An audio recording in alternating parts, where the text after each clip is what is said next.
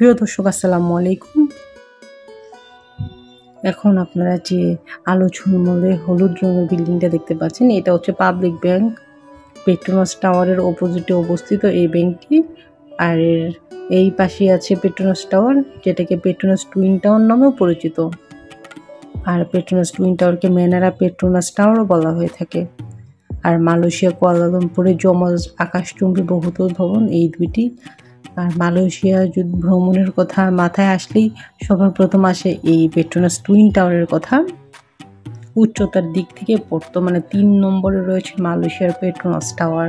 1997 সালে নির্মাণ কাজ শেষ হলে সে সময় সর্বোচ্চ ভবন সিয়ার্স টাওয়ারকে ছাড়িয়ে শ্রেষ্ঠত্ব নিজের দখলে নেয় সুউচ্চ এই ভবনটি।